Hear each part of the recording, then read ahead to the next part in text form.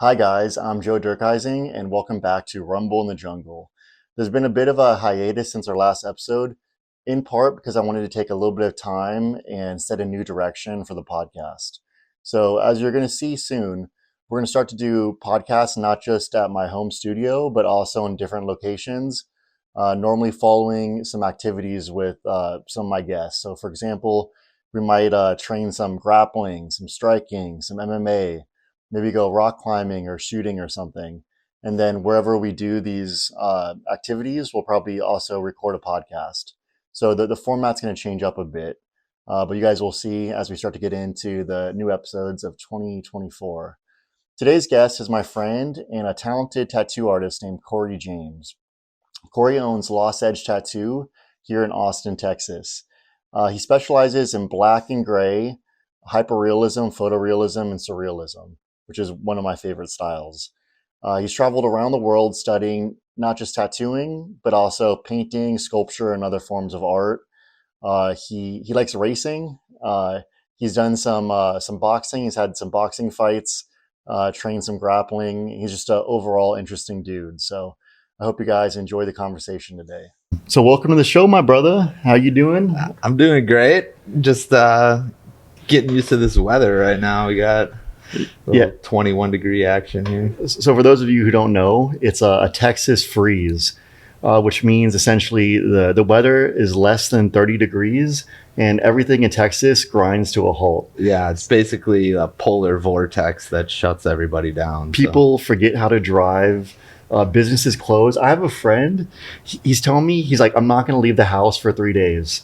And I'm like, why? He's like, because it's freezing. I'm like, the roads are not covered with ice. It hasn't snowed. It's not like freezing rain. I'm like, you can drive completely fine, but people are afraid to drive. It's like wild to me. Yeah. I mean, I'm from Wisconsin, so I mean, this is like a normal day for a Wisconsin person, you know? This is what I'm saying. I'm like, in parts of the country, people live in colder weather than this with actual ice and snow for like 6 months out of the year, and life functions fine. Yeah, you just get up and shovel the driveway, scrape the ice off your car, and get your ass to work, you know? Exactly. Here it freezes for like 2 days, and like, you know, the power grid shuts down, everything just collapses. But I'm glad to hear that you're staying warm, doing well. So last time we talked, you had done some filming for your YouTube channel. Yeah. And you had done some stunts in your Corvette. Yeah, we took the Corvette and took it over to the Collective. It's a gym here in Austin. Super cool guys let us tear up their parking lot. Pretty much just left a set of tires on the pavement for them. So shout out to those guys for being cool and letting us do that, because that was pretty wild. Yeah, I know you said you basically just took your Corvette with like the tires just completely destroyed, just brought it to the dealership, and you're like, I don't know what you got to do. Here are the keys. Take care of it. Yeah. Have you gotten it back yet? Yeah. No, I haven't gotten it back yet. I just dropped it off. And it's been about a week. Yeah. He looked at the tires and looked at me, and I just gave him the keys and was out of there. We had more filming to do that day, so it was a bit unsafe to drive to the next location. So.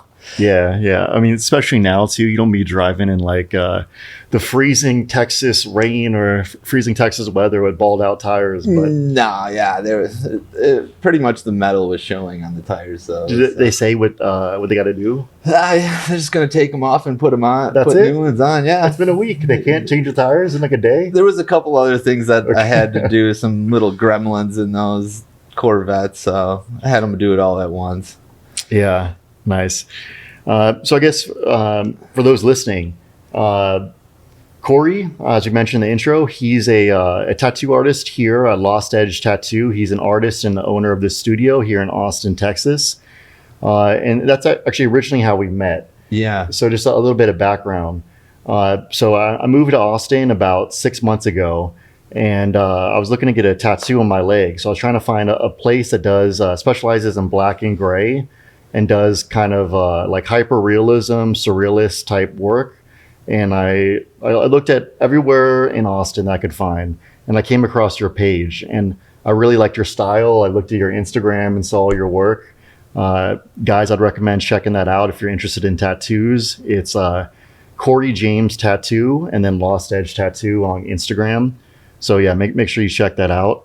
But yeah, I thought the work was great, so I contacted you with my concept, and fortunately you liked it, and then we linked up and started the project. So Yeah, we get, a ton of inquiries, and we basically just have to pick the best kind of ones that fit your style, your ideas, and like, fortunately, we have the choice to kind of like pick, who we want to work with and what kind of like subject matter they're into, if it and kind of divvy them up between people depending on their style. So kind of keeps everybody happy. yeah, it's a nice thing about having a studio like that is like maybe you get some idea and you're like, this sounds cool, but this is not, something that's in my wheelhouse. It'd actually be better if, this other guy Yeah. worked on this project. So you can you know, kind of move the ideas around depending on kind of who specializes in that. Yeah, and people think maybe they want this artist to do it, but then you take a look and you're like, oh, so and so would be much better at this than I would, and Yeah. and usually we're right, so people get what they want and are super happy. Yeah. And then, how long have you been in this location? I've been here since 2015. Here in Austin since then, Oh right? no, I moved to Austin in 2012. 2012. Okay, so it's been 12 years now. Yeah. So you're an official Austinite. You've been here for over a decade. Yeah, I've been here for over a decade. I guess I'm a Texan Yep. at some sort of official. 100%. Yeah. I've been here now for about 9 years, and I can say after about 5 years, you feel like a Texan. Yeah. You like metamorphose into like being from. You start to pick up like the values, the vernacular. Yeah. Like I'm originally from California. I know here in Texas, that's like a taboo location to be from. Yeah. But I feel like after my first 5 years, I really feel like I'm a full Texan now. Yeah, it'd be hard to tell where you're from. I would have guessed, could have told me Texas, and I would have been. Yeah, I lived in Nevada, lived in Reno for 2 years before I came here, so I think that kind of helped too, because that's more of like a kind of rugged cowboy kind of lifestyle out there, in the Yeah. high desert. For sure. Why don't you tell us a bit about what that was like? What brought you out here originally, and what was it like kind of transitioning from Wisconsin to Texas? Yeah, it was a cool transition. I kind of had the luxury of being able to have clients in both locations, so I would kind of wherever the most people were, I would go. And then when I ran out of people in Wisconsin, I would come to Austin and work. And eventually I just had more clients here than I did back home, so it made sense. Why Austin? I just came down here to visit with some friends. They were always going to like music festivals, and I would come and, in order to kind of finance my travels, I would work a couple days while I was here at a guest shop, just and I'll take walk-ins or whatever I could do to kind of pay for my trip, and then go party with everyone and enjoy the city. So Dude, that's such an awesome lifestyle as like an artist to be able to do that, where you're like anywhere you want to go, you can kind of just go stop in, do a little bit of work, and just fund your trip. yeah, that's kind of what attracted me to it in the beginning. We just had a backpack, a skateboard, and we'd hop on trains and go to a new city. At the time, we just had our portfolios printed on paper, and you would walk into a tattoo shop, show them your portfolio, and they'd either say, yeah, you can work here, or, no, we don't, you're not good enough yet. Go to the next place, That's cool, man. That's kind of where you find your place. How long did you do that for? A bunch of years, actually. We traveled all over the country doing that. With your home base being in Wisconsin? Well, the home base kind of just became wherever we were at the time. It was never really a home base. It kind of gave that up. So you lived just like a nomadic lifestyle for a period of time? Yeah, for a good long time there. How long was that? That was a good 3, 4, 5 years of just traveling. And Would you just do Airbnb, or how would you do that? no, they didn't even have Airbnb. So just stay at hotels? Yeah, we'd stay with friends, or we'd try to make enough to just get food and hotel for the night, whatever the cheapest place was, $30 or. Dude, So that's so every cool. day was, are we going to have somewhere to sleep? Are we going to have enough food to eat? Are we going to, How far into tattooing were you when you were doing this? This is very early. So just learning, just being able to do like flash off the walls and kind of just Yeah. barely get by, you know. How old were you at that time? Jeez, I was probably in my early 20s, like 20, Okay. 21, 22. So this is kind of like the college years where it's like you're still very new to the world. Like you've seen some stuff, but there's still a lot of like life that you're starting to experience for the first time. And Yeah, you have the chance to go and travel around the country and do this, which gives you like, I always felt like this growing up in California. Like my family, they didn't leave California. We would take vacations and be to another part of our state. sure. We would never leave. And then the first time I really traveled around the country, going to Utah, New York, Texas, Nevada, you really start to see like, oh, people are actually different across the country. Yeah, And so at this point in your life, you're getting a sense of that, of like every city has like its own feeling. People there value different things. totally. They have different interests. What was that like? Yeah, it was a lot of learning, just like you said, different cities, value different styles of art, and, the vibes are totally different depending on where you're going. So, just it's different everywhere you go. You just kind of got to go everywhere and see where you fit in. What parts do you like? What parts don't you like, And you said we. Who's the we in that? Yeah, so I had a guy, a friend of mine who was a tattoo artist, and I was his apprentice. So wherever he went, I was very with him all the time. It was just kind of like the dynamic duo of tattooing, So That's cool, man. yeah, he was really good, and so he would always, be sought after. He would always get the job right away, but I wasn't quite up to that level yet. So they would kind of take me on as an apprentice under him, and I would just make sure that I was at the shop helping him when I could and doing. I'd imagine that probably had such a profound benefit to your artistic skills because, I feel like this in martial arts. If you're at a gym, even if it's a very, very good gym, you kind of learn from your head instructor and, the other kind of more experienced people in the gym. But like your world of like exposure is still kind of small. And just because of my lifestyle, because, I moved for school and moved for work, I was able to live in different cities and train at different gyms. And you realize the more different places you go to and train at, you get like sometimes completely different perspectives and you learn skills that would have been very difficult to learn if you had just stayed in one location. And I imagine in the art world, it's the same thing where you're traveling this nomadic lifestyle.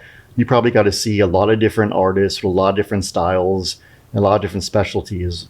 What was your development like at that time? And what are some of the things you kind of took from that? Yeah, every place is really different. So different places value different things. Like some places really valued like the fundamentals of tattooing, very bold, wanted to last forever, very simple, but following the designs. And some places were really like intricate and wanted it to, be a whole sleeve as one concept. So depending on where you were, you got to, learn about that different kind of technique or style that was coming out of that place at the time. I think very much like fighting and tattooing kind of have that same, it's just one person. Yeah. You're one person, like you could train and see all the different styles all over the place. But when that tattoo comes in and you're with that client, there's no one there to help you. Yeah. Right. It's just you and the guy. You got to stand by your word. And you gotta, if it doesn't matter how you're feeling that day or what's going on, you have to perform to the best of your ability, regardless of the situation. So yeah, and the stakes are high. Like in martial arts, maybe it's your physical health. And tattooing, though, it's it's going to be on that person's body for the rest of their life. Yeah. Well, if you fuck up on the wrong person, it might affect your physical health because you might get your ass kicked if you do something. Have you stupid. seen that happen? I haven't seen it happen, but I've been in situations where a biker gang would bring their prospect in, and the leader's kind of watching over the prospect get the tattoo, who's watching over the artist. Yeah, it is nerve-wracking. The guy sitting back there, brass knuckles, just waiting for the guy to slip up. A lot of times, yeah, and a lot of times, places that we would get jobs at that were easy to get jobs at were places that had owners that weren't tattoo artists, so they didn't really know and or care if you were good enough or good at all. Basically, they just wanted someone there to do the tattoos that came in for their business. So yeah, to make some money. Yeah, they just wanted to make money, and we wanted to learn tattooing and do tattoos. So yeah, wherever anyone would take us, we would go. So during that 5-year period too. So I imagine you probably grew a lot. You probably started it in more of an apprentice type role, but in 5 years you can get really good at any craft. So imagine by the end of that, your kind of relationship dynamic and your kind of position in the tattoo world kind of changed. What was that kind of transformation like? Yeah, I think when I kind of did the walk-ins and really just like got the spiels down of like how to kind of sell your own work at the time, and your personality and your interests kind of play into that. So you kind of develop your own personality as you're kind of learning what you like, so. I think that's a big part of the tattoo world, that at least when you get a tattoo, you don't always appreciate. You maybe just look at the art itself and you just think, okay, like I like this style. Maybe I think this fits the concept that I want. But for me, it became apparent after my first tattoos. It was like on my chest and shoulder, and it was 2 like 8-hour sessions.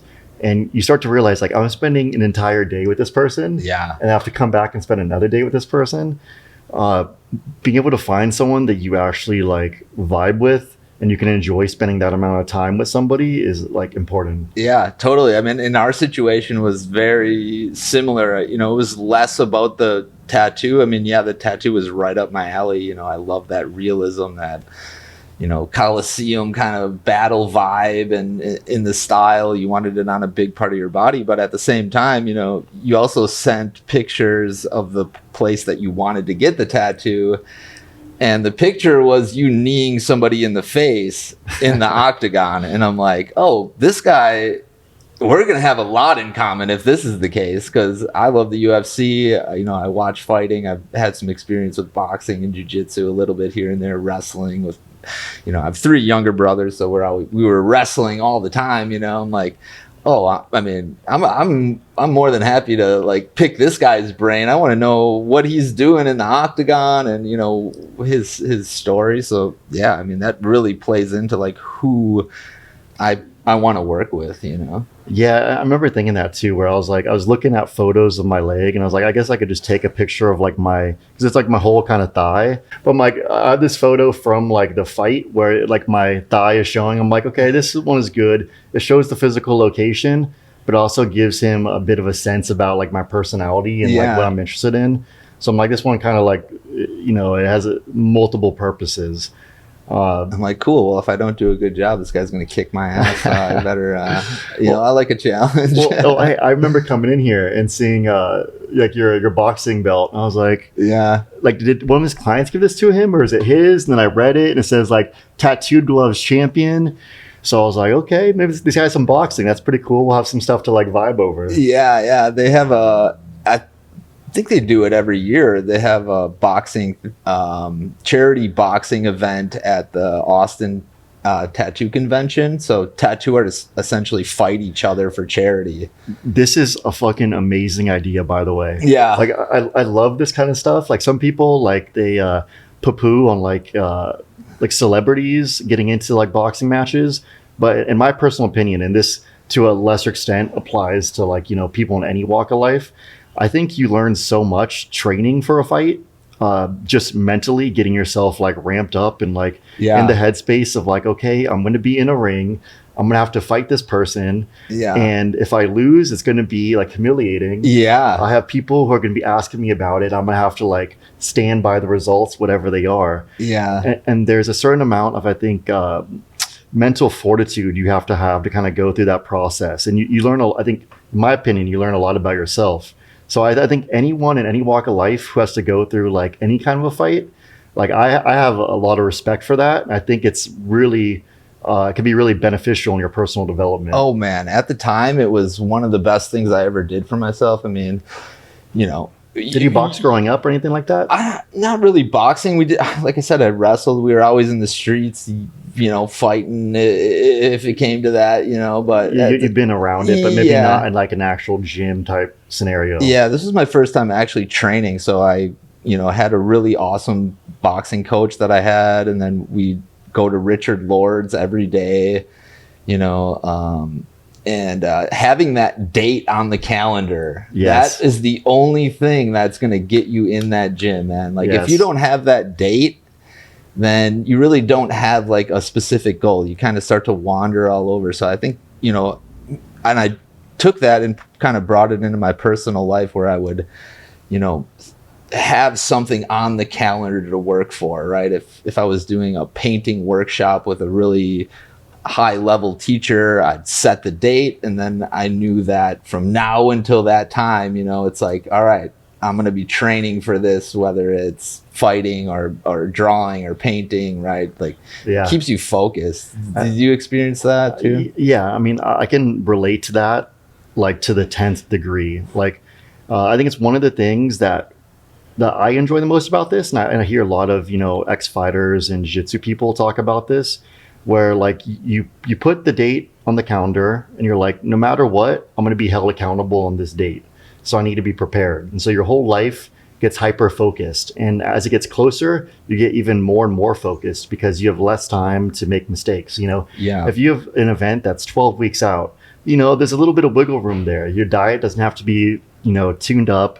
If you miss a workout, not the end of the world. But if you're 1 week out, there's no time to play around. There's no time to mess up. You have to be very dialed in. And I think just kind of the hyper focus you get when you have an important date on the calendar, I think it's really, to me, it makes life feel like so exciting. And then you have the event itself, and then after it, you kind of can look back at all the hard work you put in, and there's a sense of like satisfaction. Yeah. I think that's actually why some fighters have a tough time stepping away.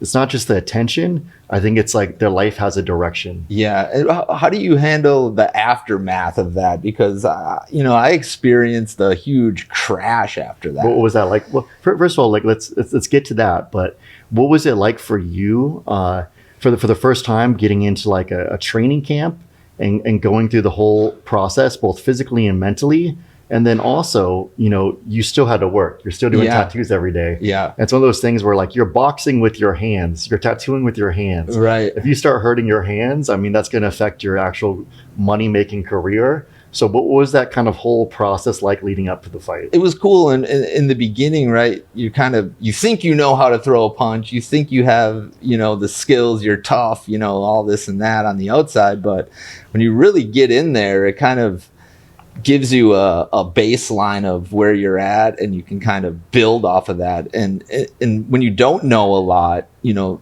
learning curve, you learn a lot really fast. So you get really excited and you get good fast. Yes, it feels magical almost, yeah, right? You see just a ton of improvement in your physical ability.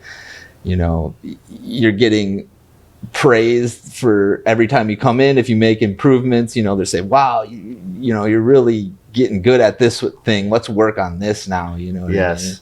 And so you kind of learn about yourself, and maybe your left, the way that you move a certain way, you need to improve on. And so I think that was probably the most like fun in the beginning, because you just learn so much so fast. I tell this to like every white and blue belt. I'm like, savor these moments, because like people are so focused on getting to like the end result, like they're hyper focused on it, and you need to have a focus on where you're going. You need a direction, right? But like sometimes you don't always stop and enjoy like the process in the early stages. I think being a beginner in anything is the most exciting time of doing that thing. Yeah, I think so too. I tried jiu-jitsu after, and they say like the biggest difference in belts is from no belt to white belt.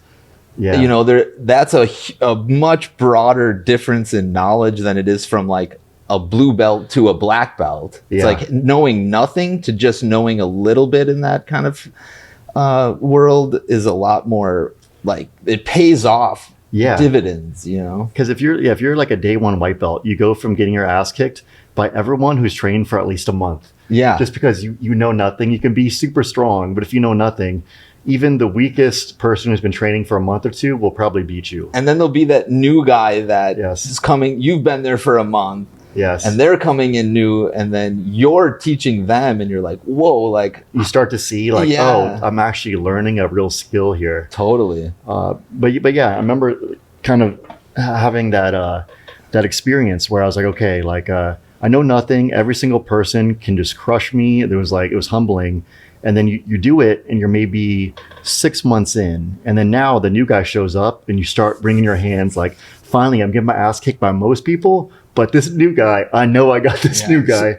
And I think any venture you do, once you become more of an expert, like it starts to lose its mystery a bit. So to everyone out there, I'd say try to savor the parts of anything you do where you're a true beginner. Yeah, I think the magic is in the mystery, right? For sure. I you have to get rid of the mystery in order to kind of get to a certain level. And I kind of want to know about, at what point did you decide that this is the path for me? I'm gonna exit all of my other ambitions. It sounds like you went to college, and then what did you do like after graduate school, kind of? Yeah, so I guess for me, I guess my story is I was always a fan of fighting since I was a kid. So I love like Bruce Lee movies, Jet Li movies, like any kind of martial arts movies, like the Three Ninjas when I was a kid. Yeah, I was like, that's yeah, one. Dude. Yeah, they're throwing smoke balls and disappearing. Yes. It's like three brothers. We would like reenact that shit, dude. Totally. Me and my little brother would do that. I'd get like they're the little fireworks. They're smoke balls. Yeah. I remember like playing around in my garage, like throwing a smoke ball and then trying to disappear. Totally. I'd talk to my brother, and I'm like, "Hey, did you see me move, or did I look like I disappeared?"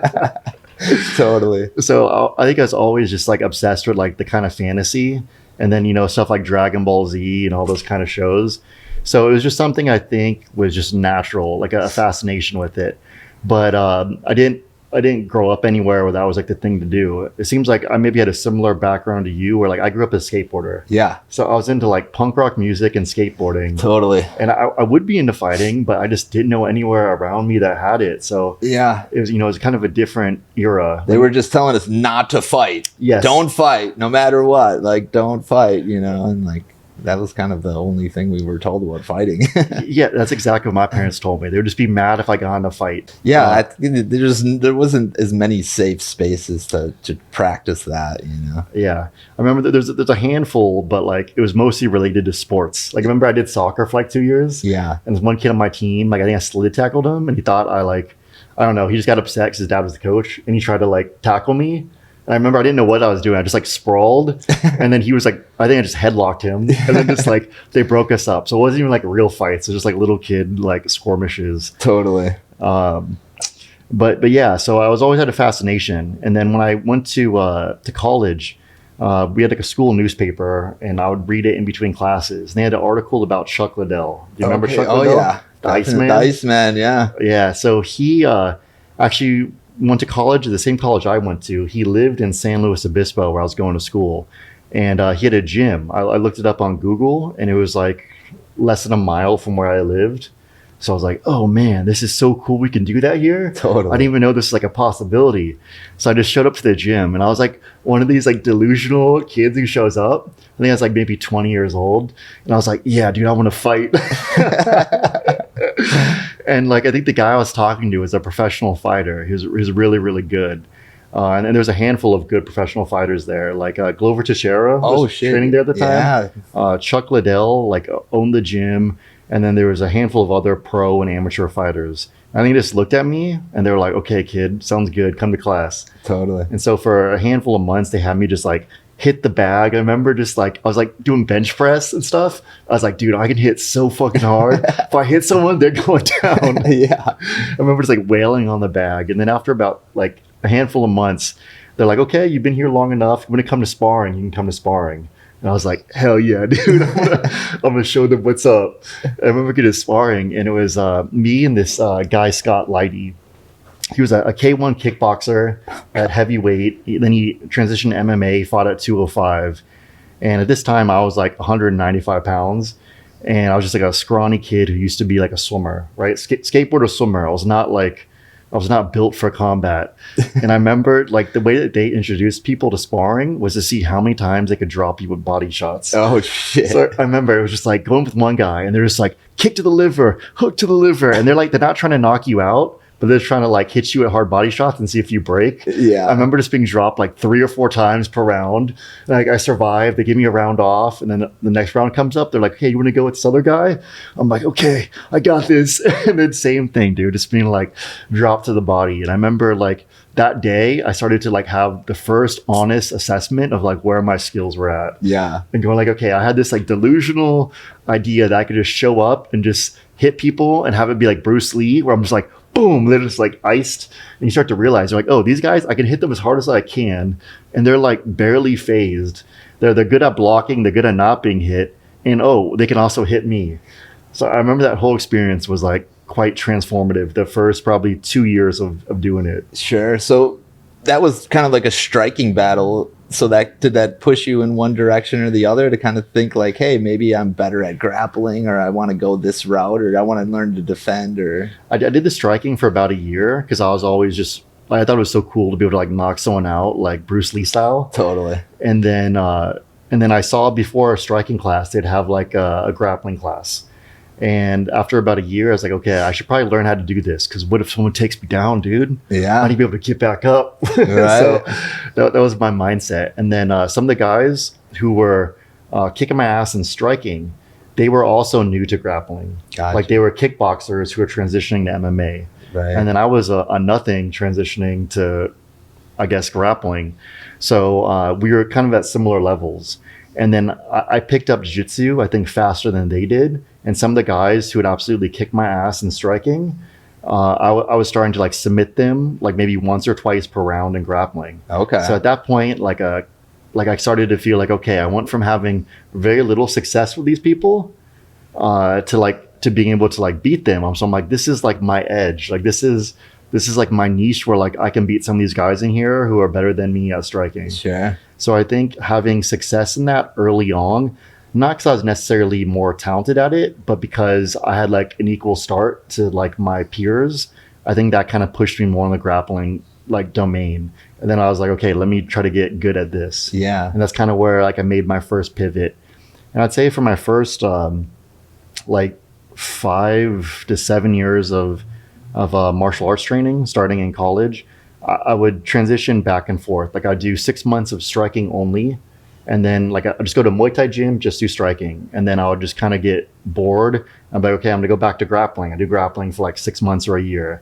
And then I'd go back to doing like boxing or something. So I kind of went back and forth for a while. So it wasn't kind of like, wasn't all in right away. So what was the kind of the catalyst to like, what did you do outside of that to like kind of support your journey? Because with me, it was like our journey was, we go to the tattoo shop, make the tattoo, and get some money. Yes. Right? You go to a boxing gym, kick someone's ass. There's no prize. No one's paying you. Yeah. So, what is that like in that world? Like, how do you support that beginning as, a jiu-jitsu practitioner or trying to go to the next level? Yeah. So short answer, I was incredibly broke for a number of years. Okay. So at first I was in college. So it's like, I'm working in college. I worked as like a busser, and then I started doing research in a geophysics lab on campus. So I was getting like paid doing like, little jobs here and there. And then I'd do some like, some kind of like manual labor type stuff. So I was doing that while going to college, and then I had student loans to pay for the school. And then fighting was just something I was doing while I was going to school. You got to do some kind of exercise. Yeah. You always find an hour or two per day to go do something. So it was kind of at that level, just recreationally. And then when I graduated college, I remember thinking like, okay, I'm either going to try to become a professional fighter because I think this is cool, or I'm going to go to grad school. And I was like, well, let me see if I get into grad school. So I applied, I got into a school. And during that year where I was applying after college, I was fighting a lot. That's where I had my first amateur kickboxing and boxing fights. And then I did my first couple of jiu-jitsu tournaments. So like, and I did well. Like I won all the events I did. So I was like, okay, like I'm not, the best in the world, but like I have some promise. But then I got into school, and then when I got into grad school, they paid me like a small amount of money as like I was at first like a teaching assistant, and then my second year as a research assistant. So I got paid like just enough to like pay for like my shitty apartment and like my car and like cell phone and stuff. So it was not a lot, but it was enough to like survive being a student. And then again, jujitsu was like my extra money just went to like martial arts. And then the first time I actually started making real money is when I graduated grad school and then moved to Houston and got like an actual job. Okay. And at that point, I was like, well, I have a professional career, so I'm just going to quit doing all this and just go all into my career. I did that for about 6 months, and then it's like anything that you love doing in life, right? Like you love like racing cars, and it's like, okay, you could try to quit, but at some point it's going to come back to you, and you're going to like see someone racing, you're going to see a cool car, you're going to like something is going to like catch your attention, and you're going to like that passion will kind of be like reignited, and you're going to be like, okay, I got to find some way in my life to like carve out a place for this thing. So that's when I got back into it, and I got into grappling mostly because I was like, I don't want to show up to my job with like black eyes and stuff. Totally. So, grappling, maybe I won't have that. So this is a kind of a safe avenue. And so I got back into it and then just started competing while, doing my job and everything.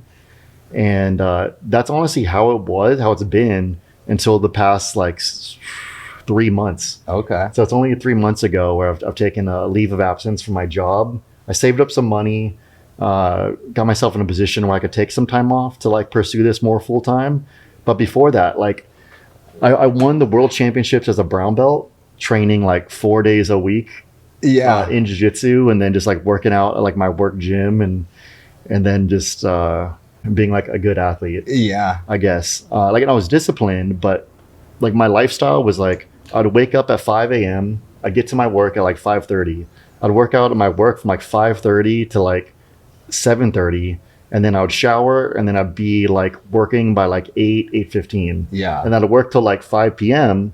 and then I'd get off my job, come home and lay down for like an hour, and then I'd go train from like 7 to like 8:39. That seems to be like a good typical schedule for like a up and coming martial artists. It's like they're doing this stuff in the morning before work, then they work, and they're trying to stay on their diet, and then after work they're training, and it's like they're taking a nap when they can, and then training again. And it's one of those things, man, where like I look back at like the hours I used to put in every day, and I was like nonstop working from basically like 5 in the morning when I woke up to probably like 9 o'clock at night. And they were just like long days, and it was like every single day.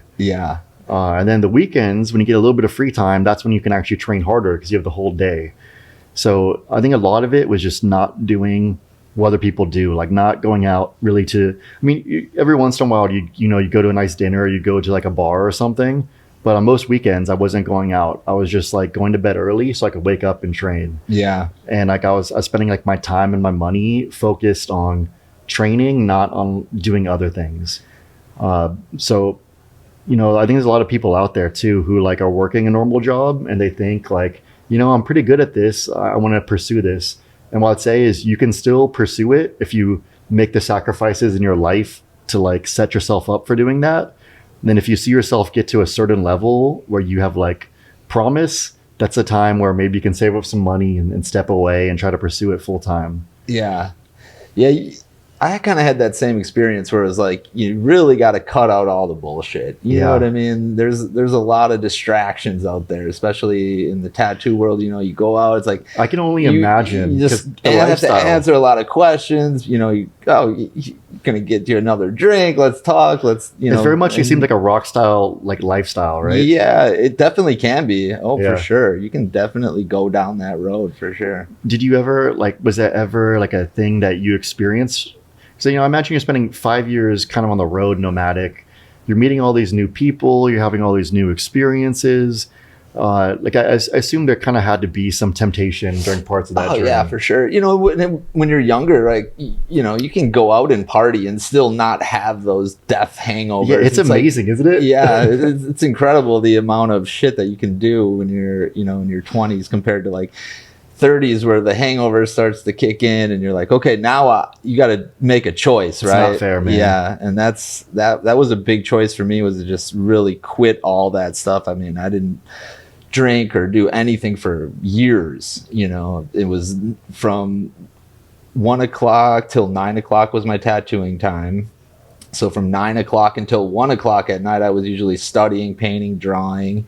And then from 1 o'clock until 9 o'clock in the morning, I was sleeping. I'd get up at 9, do everything I needed to do before work. At the time, I was, you know, doing it by myself. So I had to clean the studio, get my appointment set up, make sure I had the drawings ready. And there was just no other time for any of that other stuff. What gave you that drive? Because like you see this a lot where like some people, they kind of lack the discipline to force themselves to do that. They can maybe do it for like a week. Yeah. But to make yourself do that day in, day out, where do you think it came from? I think it's easy when you don't have a choice. Yeah. You know what I mean? Just make it so that you have to do this. Yes. Like if you don't do this, all of the work and all the dreams and everything that you put into this and all the shit that you've told people that you're going to be successful that didn't believe in you and all this all that bad stuff is going to come true if you don't make that choice.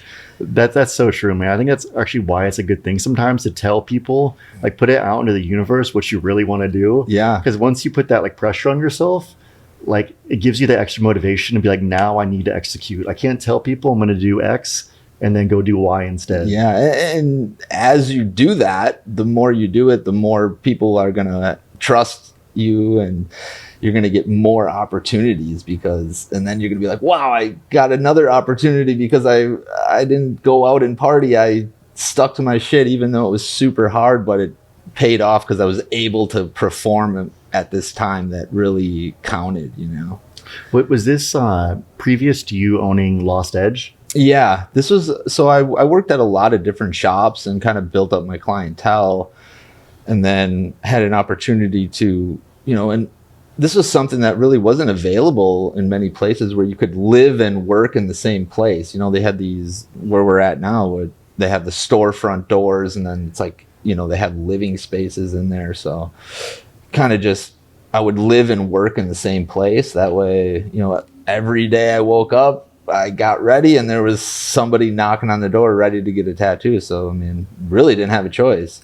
To be honest, like it's kind of a dream. And right now, if you guys are watching this on YouTube or Spotify, we're going to stitch in some videos that are going to show what the Lost Edge studio looks like here. And it's really cool. Like this is one thing I really, really admire about your studio is that some tattoo studios, you go into them and they're like very bare bones. And it's kind of strange to have like a place where people do art that's not very like artistically inspiring. But one of the things I love about what you did here is it's a cool building. It's basically like an area where there's like an apartment complex, but on the first floor there's like studios where people can run different businesses out of them. And you've taken one of these and you've turned it into like the most badass tattoo studio I've been in. Like where you walk in and on the walls there's just tons of art that's either art that you've done, your great grandpa's done, friends or mentors of yours have done, or people who inspire you. And then all the art is, you can tell it definitely is, it's stuff that like you've been inspired by. It's all kind of like represents you in one way or another. And then they have this like big TV where if you're gonna get a tattoo, he'll show you like the concept or whatever before you get it done. And then under it, there's like all these cool little trinkets that people have given you over the years. Yeah. There's like a badass like skull with like a crown of thorns. There's a bat, like a bat that was once alive. Yeah, it's a little like taxidermy vampire bat. And, yeah, you know, super dope. He's got a flamethrower. That's our tattoo removal device. Exactly. Yeah, you're not happy with the product? Fine. we got you. We'll remove it. Just step out front because it's a bit of a fire hazard, but we'll take care of it. Yep. So free tattoo removal too. Yeah, and then you walk into like the studio itself where you get like the the tattoos done. And it's one thing that I like about being in here is there's a bunch of art. So as you're getting the tattoo done, your eyes can kind of like wander, and you can kind of like look around and see different like pieces of art. And it's a real cool environment that you've got here. Yeah, So it's nice to have all this stuff around because people have questions, like all the frames were custom made for the artwork. So you could even just talk about the frame, much less about, the provenance of the piece and the certificates of authenticity, or, whether it was made for sale or if I collected it from somebody or if it was a gift.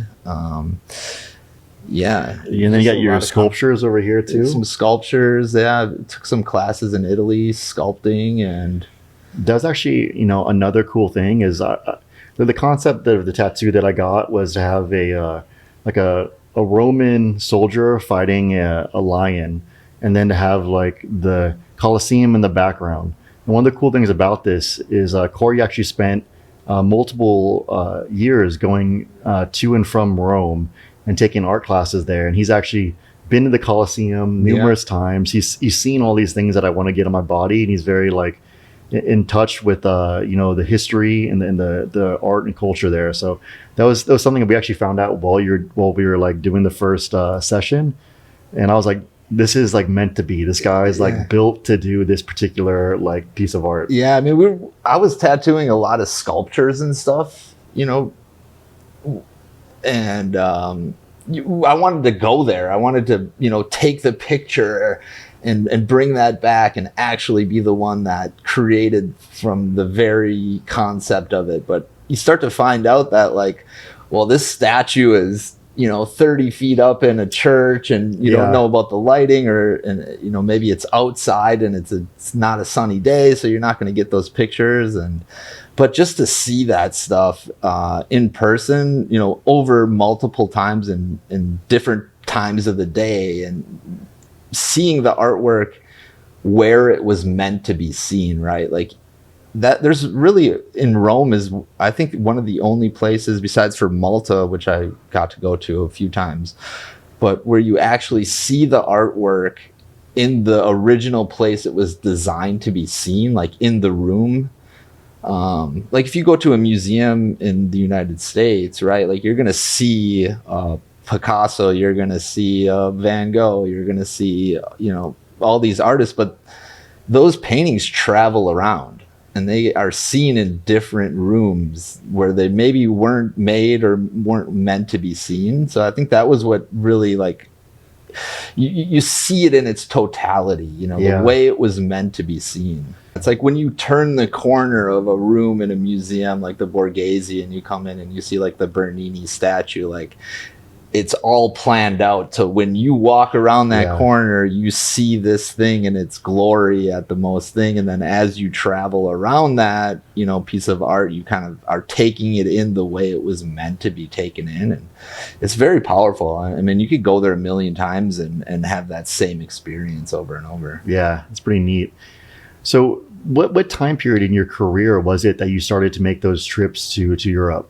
It was right around the time I had the freedom from having my own studio. It was just me, so I could, work my ass off, save up some money, and then just lock the door, and I was able to go off and study painting and really get the fundamentals of art and instill that into the tattooing and take pictures and just be around a different kind of art. What are other artists doing? I feel like it's like they make money with their paintings, but at the same time, they make money teaching. And I think that's probably something that maybe you've experienced with jiu-jitsu, is like you get so good that, other people want to learn from you. Yeah, I think there's a lot of people who do that as well, where once you get to like a certain level, some people just literally travel around and they spend years maybe doing something similar, where they do seminars, or they go and compete, or they're good enough where they can kind of go to any city and find a school to like teach at, and then go live like a similar lifestyle. It seems like two paths, right? It's like you get to a certain level, you either go full pro and you just stick to the to the one thing that you're doing, or you kind of branch off and go the route of like, okay, I could probably teach for a much longer time than I could actually fight, so maybe this road might be better for me. Did you feel like it's like that in tattooing or art? Like, because you see a lot of artists where like they'll have most of their works that they're known for are produced in a somewhat short period of time. Sure. And then maybe they can live a long life and they don't produce anything that's nearly as notable. And then some seem to be more prolific kind of throughout their life. They'll kind of reinvent themselves into something different. But do you feel like art has that same kind of like life where like your maybe competitive like peak is like it's a certain period of time? Yeah, no, definitely. I've seen it with more so in painters. It's like they kind of come out with like a series, and then they're known for that. And then maybe because if you're doing a painting, you really don't know if anybody's going to buy it, right? Like with a tattoo, for sure you're getting paid, and for sure it's leaving your studio. For sure. A painting, not so much. So, but if you go teach somewhere, you're definitely going to get paid and probably sell maybe a couple artworks or something like that. It is very kind of unique in that sense, because I can't, no other form of art comes to mind that's really the same as that. Yeah. No, I think that's and it's like, how do you do it? Well, you have to do this thing in order to get it. If you're a painter, no one's there making you do it, right? Yes. Yeah. So that's what I like about tattooing. It really puts the pressure on you to show up, and then you're always going to have someone there to chat with, right? If you're doing a painting, no one's probably going to be there to talk to you, and you don't know what it looks like because you've been looking at it for so long and this and that. And you're not really getting that feedback during the process. Right. Either. It's like after the fact. It might, and it could take years, it could take days, depending on the artworks. Did you ever get any like tattoo ideas that were just some of like the wackiest, weirdest things? Yeah, people have a lot of different ideas where they want like a family tree, but they want like every single person's name in the tree, and you're like, but they want it on their finger, and you're like, well, how the fuck am I going to do that? You know what I mean? So you kind of then it becomes like a negotiation, right? For sure. You kind of get the stranger, and you guys problem solve together and kind of come to an agreement, and then go from there, right? I also get this probably like a bit of like having worked on so many tattoos, you understand what types of tattoos will look good in different parts of people's body, and kind of like how it should be laid out and flow. And like everybody's leg is different. Some people have like a leg where maybe this type of thing would look better than that. Yeah. And you maybe also have to negotiate with them, not just their concept, but like where do they even want it? Because maybe somebody wants something that's very like square on like their forearm, and you're like, this is not the best place to put that type of work. That happens all the time, to be honest with you. I think placement is key, and you could put a good tattoo in a bad place and it's still going to kind of be weird. But if you make it fit and you kind of give them that suggestion and kind of figure out like, what are they going to do down the road? Like, do you plan on getting a full sleeve, or is this your only tattoo? That's going to kind of determine like the background and different things like that. Yeah. Like, do you leave it open to continue the work? Right. Or do you kind of, put that finish on it where it's like kind of its own, it's sealed in. It's almost sealed in, whereas we know we're going to be working on something down the leg on your piece, so we left like a nice flowy, smoky kind of edge to it to kind of blend into. So to go back to like the question about kind of wild tattoos, what do you have like a memory in your head of all the tattoos you've given, some of like the most unusual or like wacky tattoos? I never really did a whole lot of wacky tattoos. I never tattooed myself. I don't know. No one, like all your years traveling, you never got any like kind of weird things? I don't know. There were always like weird like suggestions. Okay, I mean? But what actually gets put on the body is not that. Yeah. I tried to stay away from that kind of like corny, like, I don't know. I tattooed slut on my friend one time. Like he just wanted a banner that said slut. You know what I mean? Like, and I didn't have anything to do, so we did it. And later on, I covered that up. I had some friends that had gotten into some trouble, and he had at a party, one of our buddies tattooed his name on his ass, and he was about to go to prison for his own name on his ass. No, his friend Nate tattooed his name on his ass, so his name was that, but he had the word Nate on his ass, and he was going to go to prison. So I just put a black square over it, you know, just like as a homie gift, like you know. I got you. You don't even worry about paying, dog. This is a going away present. I was just gonna black this out for you. Hopefully everything works out on the other side, you know. But little things like that, there's always interesting things like that. But you know, you don't want to go to prison with a tramp stamp. You don't want to have some dude's name on your ass. No, that's tough, dude. And you also probably don't want to have like a woman's face on your back. You're right. There's certain tattoos that are not safe for prison. Not safe for work. Not safe for prison. Be careful. Certain numbers, you know, that lightning bolt may not work out so good for you, or maybe it will. I don't know. Depends on where you go, but. That's funny, you know, one of the guys that really kind of taught me the black and gray stuff actually was in prison for a really long time. And he was one of the guys that when he got out, he stuck to his plan, the super disciplined, super hard work.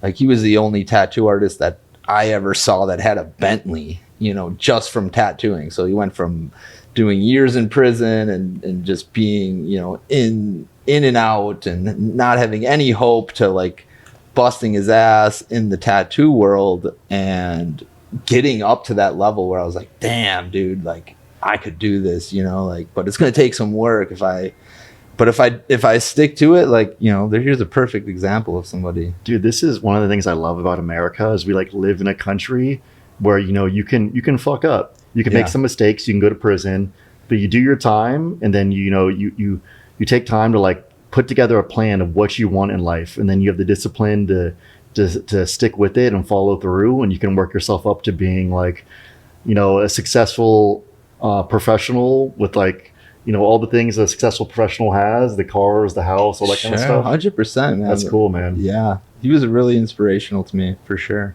Yeah, and tattoo culture is also pretty big in prison too, right? Yeah, I mean, that's how you identify everything, I think, you know. And that's what people think. They either think, like, I was in prison or I'm a tattoo artist. There's, like, no other fucking possible, you know, work that I could be doing with tattoos on my neck, and my head, on my hands. It's like, you're either a fucking criminal or you're, like, a fucking really good tattoo artist, you know? So people just... People will just come up to me and guess. They'll be like, "Oh, are you a tattoo artist?" They're like, "Yeah, I could tell." You know? Do you feel like it's changing a bit these days? Because I'm just thinking, like, even in the '90s, you would see tattoos, but they were not as like prominent as I think they are today. And then also, there's certain locations. Like I remember, you know, 10 years ago, a face tattoo was one of the craziest things ever. Yeah. And now, like, they're kind of like getting somewhat common. Yeah. So it seems like just like tattoo acceptance in our particular culture.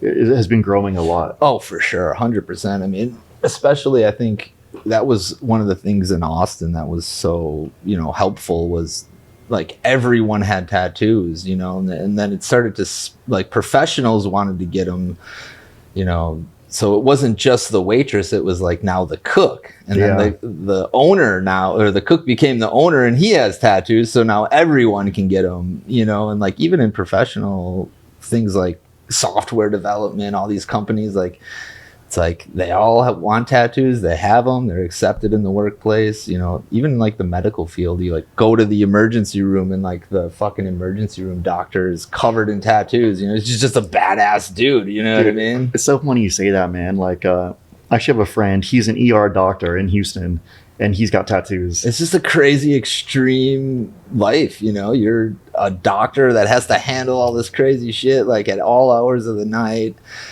I also don't see why it needs to be an extreme thing, in my opinion, because I think, you know, everybody likes art, right? So like, why would you not want to have a piece of art on your body?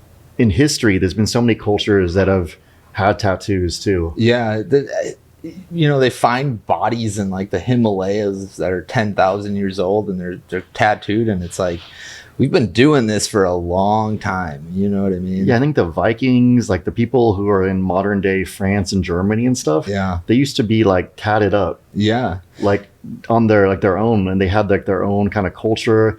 Of course, the Maori people in New Zealand, Yeah.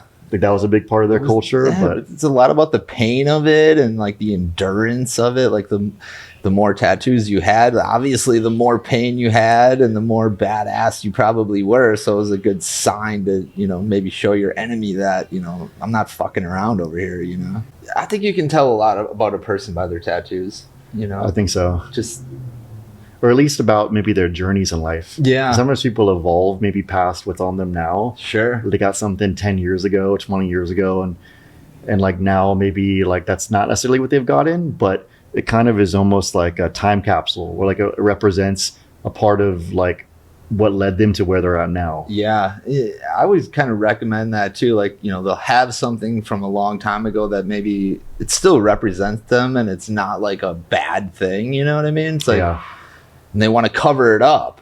I'm just like, just get another one, dude. You know what I mean? Like, why are you going to go back? You can't go back in time and try to erase the past. And like, Yeah. there's certain times where like, if you want a cohesive piece, you can laser it off for the sake of just, it's in a prime real estate. But a lot of times, dude, I just recommend like, just get more, get another one, get a new one, Yeah, I agree. you're going to forget about that old tattoo after you get this new one. You're going to be thinking about your next one. And also, yeah, that represents like a part of your life in some way. So it's like you don't want to like necessarily lose that like lesson. And I agree with you. Like if you have something like a little small one in the middle of your back and you want to put like a big piece there, Yeah. it kind of messes up that canvas. So I get it in that situation. Yeah. But I also agree with you where it's like on your arm here, you can put a sleeve around it. Yeah. Like you don't necessarily have to get rid of that. Right. Another thing I wanted to chat with you about is a little bit about rock climbing. So Yeah. like when we first like met, one of the things I noticed is right above like the door in your studio, you have that hangboard. Yeah. And so I remember like asking you, I'm like, hey, like do you rock climb? Like I'm trying to get back into it. Like, what's your experience with that? And you were telling me during COVID, it's something you kind of got into. Yeah. It was when that Alex Arnold. Yeah, Alex Honnold. Honnold, yeah. He The did Free that, Solo the dude. Free Solo, that movie. I think that came out right around like COVID or I a think little you're right. before or after. Yeah, right before maybe. Yeah, so everyone always asks because they don't know what it is. It's just basically a board that looks like, it has holes in it. Exactly. And Like, is this like a piece of abstract art? What is this? yeah, it almost looks like it could be like some sort of like weird sculpture, Yep. But yeah, we just hang from it and stretch out like in between tattoos, like doing like the fingerboard thing. Because we figured if, that guy that did Free Solo, basically all he did was hang from this board to get strong. Like we could do that here. So Yeah, dude, I can tell it definitely works because we went climbing and like I've noticed I have like upper body strength. Like if I can get a good grip, I can pull myself up like very well, even on like overhang walls. But one thing like I'm not the best at is having like hand strength. yeah. So like if I'm just hanging on by like one like knuckle to finger and I need to like pull myself up, like a flat wall, fine. An overhang wall, like it's very, very tough for me. But when we were climbing, dude, you had like very good hand strength. Like I remember the first like warm up thing we were working on, like I was trying to like make this grip and like grab onto this thing, and, like kind of shuffle my hands over. I couldn't even hold on to it. And then like, I've been climbing for maybe like a couple weeks at that point, and it's like your first time climbing in like years. Yeah. And you just like grabbed onto it and you're like, oh, it's like this. And you just like shuffled over and did it. I was like, Yeah, it gives you some crazy strength, dude. I don't know if it just like connects your like fingertip to your core and it like turns your hand into like this crazy hook, yeah, I was reading about it and they're saying doing the hangboard, you don't even have to do like max time or max like weight, but you can do like sub maximal effort. But if you can do it maybe at least 6 hours apart, you can do it in the morning and then at night. Yeah. And it's supposed to like help increase like your tendon strength like a lot. Yeah, like you only have to do like the training on it was like 30 seconds like twice a day. I'm like, this is perfect. 30 seconds of work and you're getting like superhuman strength. I think even 30 seconds they consider to be more like power endurance. Yeah. Like I've actually kind of gone down the rabbit hole in this recently. Yeah. But they're saying like for like strength, just like 7 seconds. Yeah, with some crazy little amount of time that gives you like crazy benefits. I'm like, we're doing that. Yeah, for sure, dude. Like I don't I have one of those in my house, but I haven't set it up. I'm like in a rental right now. Yeah. I used to have it up in my other house, but like on my doorway, there's like a lip that goes around the door Yeah. that's like real thick and solid. It's like like it's not gonna break at all. So I've been like hanging on that like every morning and night to just try to like strengthen my hands. Oh, that's gonna be crazy for jujitsu, dude. That's what I'm hoping, dude. So I need to like get those. Grab onto somebody and they're gonna be like, "What the fuck was that?" Dude, that's the goal, man. And like I did a tournament last month. I did the ADCC Open in Austin. Yeah. And you know, I had been I hiked the Inca Trail, so I got the tattoo by you. Yeah. A couple days later, we went to Peru and we hiked the Inca Trail, and then I came back and I had like 2 weeks to train, I think, before that. Yeah. But I was like, I got into climbing like right before, and I was like, I'm gonna climb, I'm gonna get my running in, I'm gonna work out. This will be no problem. And I was climbing maybe like 3 days a week. And in that tournament, I can say like I really noticed like a big difference in my grips. Like in my match in the finals, I like grabbed this dude's like head. He had two hands, double wrist grips on my arm I was trying to strangle him with. And so I took the other arm and just like went to grab his head. I was going to threaten like the one arm choke. And I was just kind of lifting his head up and turning it to expose under the chin and start to strangle him. But like, I guess I gripped so hard on his head and turned him, he was just tapping right away. Oh shit. And I was like, bro, I wasn't even trying to submit him. I just grabbed onto like his head and face hard enough where like he had to tap. Dude, yeah. And After going climbing with you, like I want to go to your next jiu-jitsu match just to see the grab, like the strength that you're gonna have. Dude, I'm trying to develop like that chimp strength where like you hear about these people who have like pet chimps and then they bring over someone to the house who like the chimp is not cool with. Yeah. And the chimp just like goes nuts and just like rips off their face or like just rips their arms off. Yeah. Like that's the goal, to develop like as close to chimp strength as possible. Dude, you're on your way, bro. Just get that fingerboard out. That's my goal, dude. So we'll see how this goes. Yeah. Like I got like another tournament a week from this weekend. And then I think 2 or 3 weeks after that in New Jersey. So we'll see how it goes. Okay. Now I got like a solid like month of like climbing under my belt.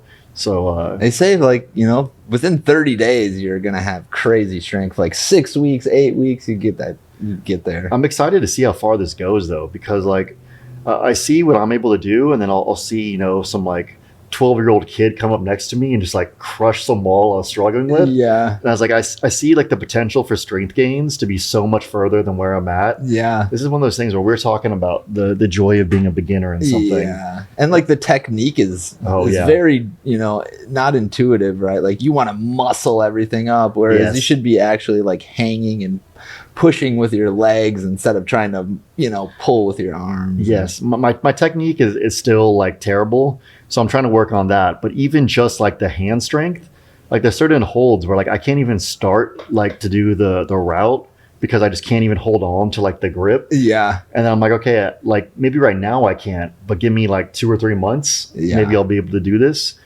And so just like thinking about that, it makes me like amped. And we were talking about being a beginner and everything being like magical. I definitely feel like that now, where like I'll see someone do something. This person's not even like a pro. They're just someone who's done it for like 2 years or something. Yeah. And I'm just like, head explodes. I'm like, what the heck? How did they possibly do this? Yeah. Like there was this route I was struggling on the other day. And then some girl who like weighs maybe 115 pounds, like she was tiny, came up like next to me and just did it like effortlessly. Yeah. And I was like, oh my God. Like, yeah, it's like, technique, you know. I mean, yeah. Girls seem to have that, you know, they don't have an overpowering amount of strength that they can use, but the technique is so good that they can kind of, you know, conquer all these things that you might not be able to with just raw power, you know. Well, the technique, and then also I think the strength for their like weight. Yeah. Like the strength to weight ratio is like high. Oh, for sure. You know? Absolutely, yeah. Well, that's kind of what I have going for me is like, You can really tell, dude, because like you were grabbing all those holds, and I was like, dude, like some of these, like your finger strength is much stronger than mine. Yeah. I feel like we can both pull each other up walls, but like my hand can't hold on to the same kind of grip that your hand can. Yeah.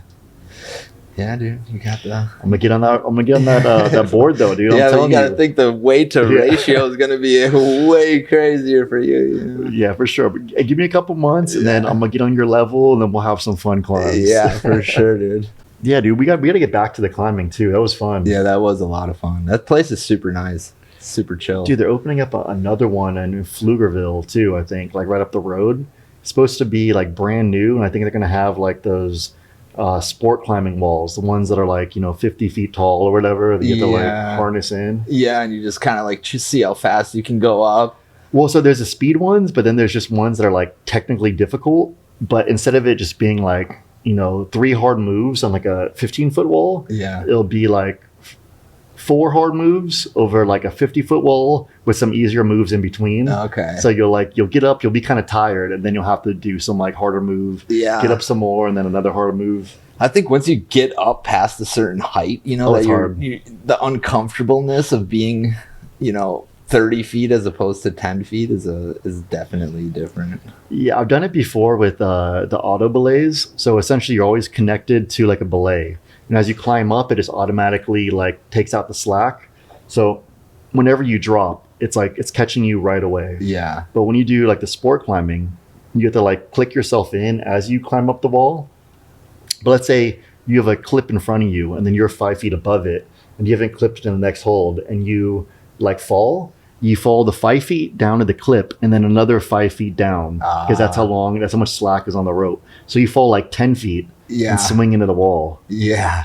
So like you end up like taking some hits if you're not careful. Yeah, it's cool when they're lower because I think you get more reps. For sure. You're not like fucking stuck on the wall for a certain amount of time. Yeah, I'm thinking it'd be fun to do mostly like the bouldering and every once in a while like try to do the big walls just to like work on the endurance. And then it feels more like maybe you're climbing an actual rock. Yeah. Because there's something cool about what people like Alex Honnold do. Yeah. Where, I mean, not even remove the free solo aspect of it, just the thought of being able to do some climb where you're like 2,000 feet off the ground and not being totally terrified is just, it's mind-blowing to me. Like I'm afraid of heights. Yeah, me too. But like I've still tried to do things to conquer my heights. Like I went bungee jumping in South Africa. Oh my god. So we went off, it was like the world's tallest commercial bridge that you can just jump off of, and we had to zip line out to like the center of the bridge, and you go over like, I don't know, like a 500-foot drop or something.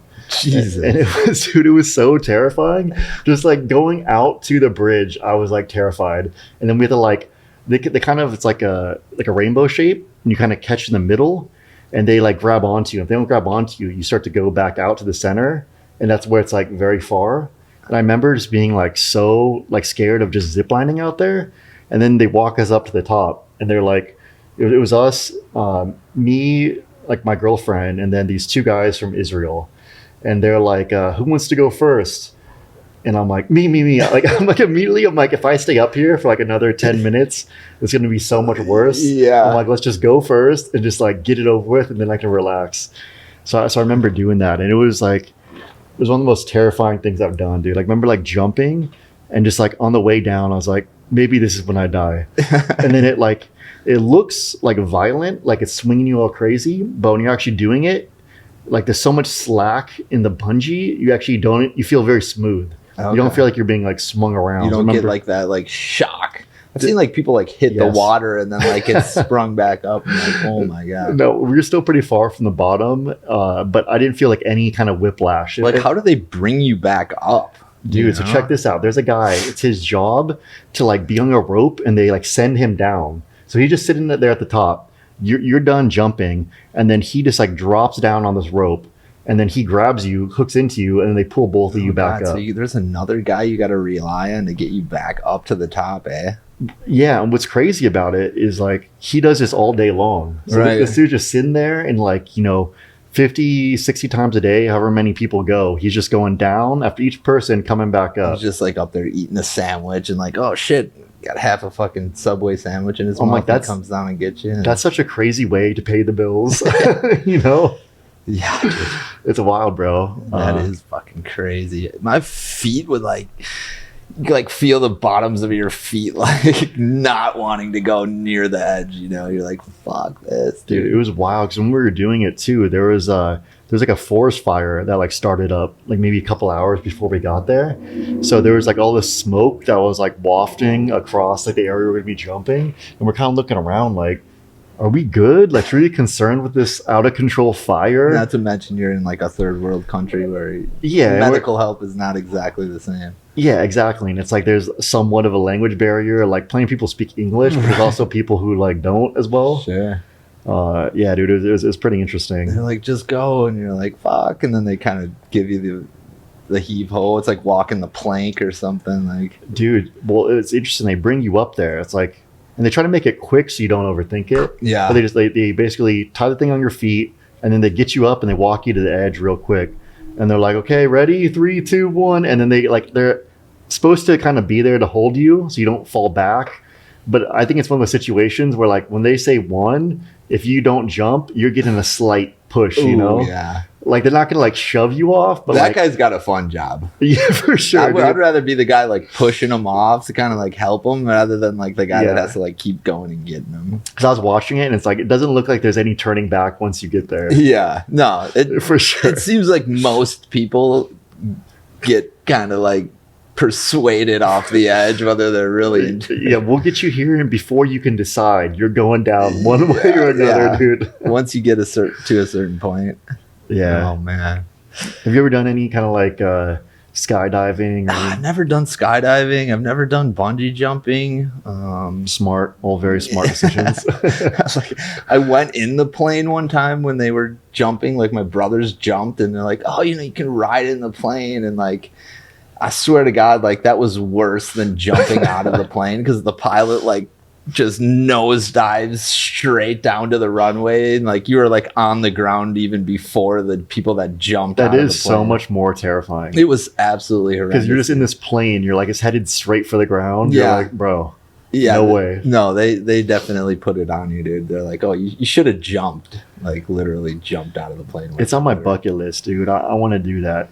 We were gonna go in South Africa too, but it was like too windy or whatever, so we couldn't do it. Yeah, That's on the list. And I hate heights. I'm like terrified, but I'm just more like I want to do it to prove to myself that I can overcome my fears. sure. But it's the thought of it is like will give me nightmares. It's terrible. Yeah, I just haven't had the urge to do it. I do enough dangerous shit on the that I do on a daily basis rather than that. So Yeah. I guess for those listening, you're also like an avid follower of like F1 racing. yeah, like racing in general. Yeah, right? our shop sponsors a USF race car, which is like the under series for IndyCar. So that's like the American version of F1. And we have an F1 track here in Austin, so it's easy to like get into it and go to the track and see all that stuff. We got to travel around. We went to Toronto. They shut down the streets, and since we were sponsoring one of the cars, we were sitting in like the McLaren booth and saw all the behind the scenes pit stops. That's so cool, man. So they're doing the race in like downtown Toronto. Yeah, it's called the Streets of Toronto. Wow. They actually go through like the Queen's Gate and then all the way up Lakeshore Drive and around the stadium, and I feel like it's something out of like a Gran Turismo course or it something. really was, dude. It was unbelievable. It rained, and they were racing in the rain and crashing all over the place. And How did they stop people from not just like running into buildings at that point? They set up barriers all Okay. over the whole city. I mean, fences to keep the cars in. So you could see, all the big buildings and everything, but like the storefronts were protected essentially. Yeah, it wasn't really like in the storefronts. It was like around a bunch of hotels and a stadium, and then like okay. up the lake. And yeah, so but I mean, if you're going down the straight, you're looking right at the city skyline. Yeah. Toronto's an awesome place. I don't know if you've been there. No, I haven't been. It's on super my cool. list. I've never been to Canada, but I want to go. Toronto Yeah. looks cool. Yeah, the hotel that we stayed at was like right on the track. They had it was like 26-story hotel with like a restaurant on the top. You see the whole skyline, the whole racetrack. Man, it was awesome. How long have you been like racing for? This is like something new. I used to really be into motorcycles and stuff, but I just rather have four wheels now. You know what I mean? You're like, motorcycles are a little dangerous. Let me move over to something easier. Yeah. Or something safer. Yeah. Like, racing my Corvette. Yeah. Going 200 miles per hour. Like, I'm trying to be old and responsible, Yeah, exactly. Yeah. You want to be somewhat safer. And like, I got a seatbelt. Yeah. I've had the opportunity to like race in open wheel formula cars on the track and, take the vet on the track. And it's like the more time you're on the track, like the less crazy you are in the streets. Cause you get it. You're like, this is fucking unsafe. Like safety's number one. Like get it out of your system and, don't break the law, I guess. So what is the car? You took your own Corvette on the track. What's the other one? Yeah, I've taken the Corvette and then I've also taken the open wheel Formula 4 car. What's that like? That's pretty cool. It's like a whole different kind of feeling. It has like aero, so it really, has downforce. Yeah. Whereas like you're driving in a car, it has a spoiler, but it doesn't really do anything. It's more for a look. Yeah. Yeah, they're like airplane wings, but they're flipped upside down, so it pushes the car down as opposed to like lifting it. Yeah, I'd assume at like the speeds you're driving and the kind of angles of these turns are taken, it's actually probably remarkably noticeable. Oh, 100%. Yeah. You may not have that like super power to like go really fast like out of the corner, but you carry so much more speed where you're generating like that G-force, you're like a fighter pilot or something. You're just kind of stuck to the seat. And then you have like a racing simulator at your home that you use, right? Yeah. I get a lot of laps in the simulator. Yeah. I think that makes, a little bit more fun on the track because you really get those reps and can sort out some of the details of the track because they're like 100% accurate. Can you, like, for example, that Formula 4 car that you raced, can you like race that in your simulator? Yeah, you can race the exact same car. Does it feel almost the same when you're actually on the track? It's pretty close. Like the braking points and like the racing line, what to do when you're with other cars, like all that stuff, like the safety rating is very like, very realistic. I think the only thing that's not is like the weather or like, you being cold or you being hot or the track, they even have the track temperature and all that stuff simulated on there, but you just don't get the G-force and the, the rush. Yeah, you don't feel like you're going to actually die. Yeah. But the mechanics of driving are like all there. And you don't get, if you wreck, you don't have to replace a F4 car. Can you, your Corvette, do they have that on the simulator as well? Oh, yeah. Yeah. Okay, so essentially any car you could conceive of really driving, you can essentially model it in the simulator. Yeah, totally. Is it almost like homework where like if you're going to take one of the cars out, you're like, okay, let's get some hours in on the simulator. Let's like practice. Let's like for sure. Get a feel for like the shifting and the brakes and everything. Yeah, and to it gives you that focus to like stay in the race that whole time. Like you're gonna be on there for 20 minutes. Like let's do 20 minutes in the simulator. That way you kind of have that time. Yeah, it must be so wild though to be like, having done this so much at home in the simulator, and then to be on the actual track and be like, okay, now I'm in like the real thing. Let's kind of cut it loose and see how this goes. Yeah, it really does help. I mean, it makes it a lot more fun because you really can't, there's nothing more expensive than race cars. For sure. Know what I mean? It doesn't matter how much money you have, like you're going to spend all of your money on it. You know? Like those F1 cars, they're like, they hundreds of millions of dollars or something? I think they're, for a car, I think they're like 10, 12 million 10, 12 million, per car plus. Yeah, which is still ridiculous. Yeah, who knows how much money it costs to like develop the car and shit, but yeah. They say like every time someone passes you in F1, it's like $10 million difference between each place. So and like how much money you made? Yeah. So every Dude, that's time so someone expensive. passes you, $10 million, flies out of your pocket. And That's heartbreaking. yeah. But then when you pass people too, you're just like racking up the Yeah. money. You pass a handful of people, Yeah. it's just like cha-ching, cha-ching, cha-ching. 100%. Yeah, they're hard on those drivers, man. You got to perform. If you're not performing, they're going to cut your ass off so fast. I mean, it's to talk about like pressure. Yeah. I mean, every professional sport has that, but like just the amount of money that comes down to like each of those like movements and places is crazy. Yeah, it's a limited amount of time that you have to perform. If you're having a bad day, dude, sorry, but it does not matter. And it's also something like basketball or football. If you're having a bad day, like they can probably bench you and maybe put in like like if you're a receiver, right? Yeah. Like they probably would want you in the game, but you have like a bad first quarter or like you feel sick, you get food poisoning, whatever it is. They can put another guy in. Yeah. I mean, like he's maybe not as good, but like they can make it work. Or they give you 5 minutes on the bench to like compose yourself. But in the race, like you don't really get that. No, you don't get that at all. No, you gotta go. And if you don't feel good, like not only could you lose, you could also die. Yeah, and it's all about the car too. Maybe your car is not performing, and you're getting mad at the car. It's like you got to be friends with the car. You know what I mean? Like you don't want to upset the car. It's kind of the whole when it boils down, it's like just be friends with the car. Don't upset the car. You have to live in harmony with the car. Yes, you and the car 100%. must merge into one. Yeah, and when it does, it's like it's this magical moment where you're one with the car, the track, and everything's working really well. Like that's where like that magic kind of happens. If you're driving the simulator though and you crash, do you also get kind of nervous because you're like, oh yeah, you bro. get totally pissed. Yeah, because you're like, Totally bro, if this was real. Well, you're also like spend a ton of time and you're in the race.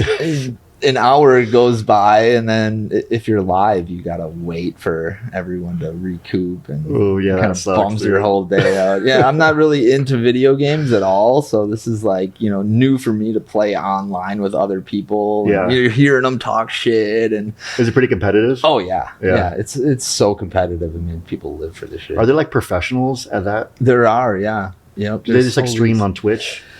Yeah, they stream, they make YouTube videos. Some of them I think are actually race car drivers in real life. That's what I was wondering, if there's any actual drivers on there. Yeah, there's series on there where like... Because it makes sense, like if you don't want to spend the money or they don't want to take the risk with you damaging your vehicle to go on the actual track, you can get hours in and like practice. Yeah. And then, maybe make money while you're doing it. I think you can go from simulating it to actually being good enough. Oh, like if you get good enough on a simulator, they'll put you in a real car? Yeah, they have like leagues where like if you win the league, you win a spot in their on their race team. That's cool, dude. Yeah, that's something that's very possible. Not many people do it, but yeah, it sounds like it's like the NFL combine of like racing. Yeah.